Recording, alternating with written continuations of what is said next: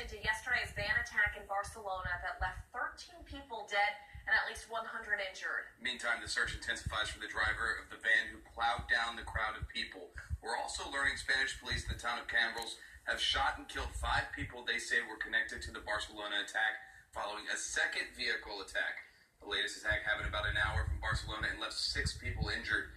Fox's Rich Dennison has more details. More than a dozen people are dead and 100 injured. A van plowing into a crowd of pedestrians in Barcelona.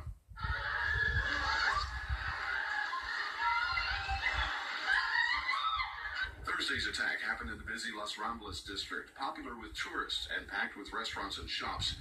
Video shows chaos in the streets as people took cover in nearby stores or fled the scene. We saw all these people, tourists running with bags, moms, kids, everybody trying to find some shelter in some of the buildings around. So we didn't even know what was happening. We just saw like a massive amount of people trying to cover from something. Authorities now say police have killed 5 people in Cambrils, an hour away from Barcelona. They reportedly had bomb belts and had also run over some civilians with a car. Nobody died, but 6 people were hurt. It's not clear if the Cambrils incident is directly connected to what happened earlier Thursday in Las Ramblas. Back in Barcelona, 2 people are in custody, but neither of them is the driver of the van who fled on foot. ISIS is claiming responsibility. And Vice President Mike Pence, currently in Panama, is promising justice. The United States of America, together with our allies, will find and punish those responsible and drive the evil of radical Islamic terror from the face of the earth. Authorities in Barcelona say citizens from at least 24 countries are among the victims. It's unknown if any Americans were injured or killed. In New York, Rich Dennison, Fox News. Cattle and Interior Minister Joaquin Forn told local radio the latest attack is connected to yesterday's attack in Barcelona. Spain's Prime Minister announced 3 days of national mourning and a minute of silence to be held later today. Tulane University's basketball team is in Barcelona. Yesterday was a day off for the players and staff, and Administrator Jason Gray says everybody with the group is safe. It was a free day for us, so everybody's really kind of spread out. Most of the players and staff were at the beach. There were just a few in some of the shopping areas. Nobody right in the area, maybe just a few blocks off. Not in any danger. The team is in Spain for a 10-day tour. Gray says their hotel is not close to the area that was targeted. Today, Tulane plays its last game in Barcelona, then head back to New Orleans tomorrow.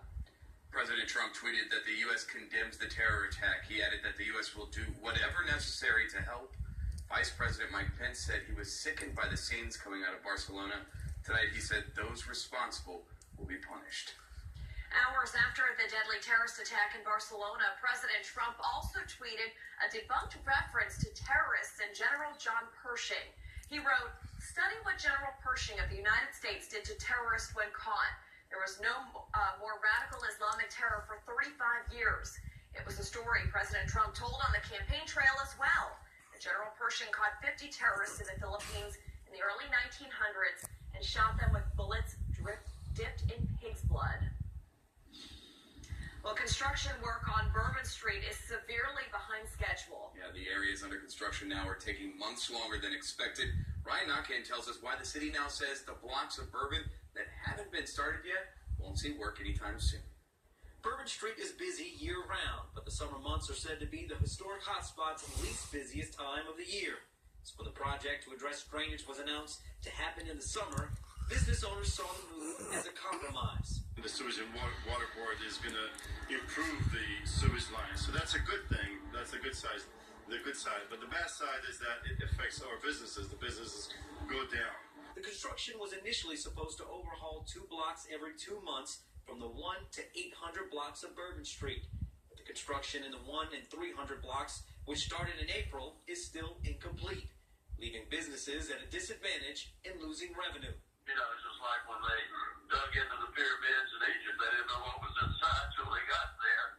And I think that's the problem. They didn't expect everything to be in as bad a shape as it was in. And because of the conditions at the work site, the weather, and what the Department of Public Works calls unforeseen complexities, construction on the 5 to 800 blocks of Bourbon Street won't begin anytime soon. That they're going to stop at the 400 block and that they're going to, stop for the busy season. And then they're going to come back maybe in the slow season next year. It's the first time in nearly a century drainage has been addressed on Bourbon Street, and business owners say they understand delays and would rather the city pause before more businesses take a hit during the more popular times of the year. I hope when they start it up again that they have learned from all of their experiences with the problems where they can go smoother with the rest of the street whenever they plan to do it, because it did disrupt a lot of the businesses while the construction was going on. You want to stick to a certain time frame, especially on Bourbon. You don't want things to drag on. So I hope they have people who know what they're doing and they come in, do their business, and go out. That would be ideal. Ryan Knockan, Fox 8 News.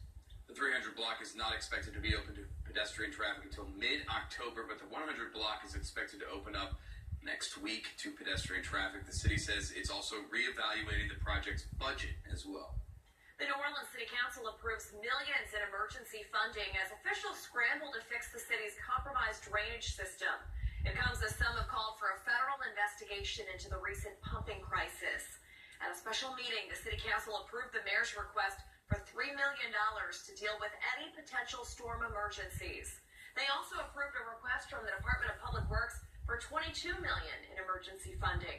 That money will be used for the maintenance and repair of 15,000 catch basins. What is the plan to address our entire catch basin universe? And with the assessment, if it is over 15,000, what is our plan to comprehensively address the problems? Councilmember, we will need about $50 million to assess our whole minor drainage system. $50 million, you said? Yes, and that's just to assess it. City Councilman Jason Williams has also called for a forensic audit of all federal dollars that have come into New Orleans since Hurricane Katrina and how that money was spent. He says the public deserves answers. Frustrated New Orleanians also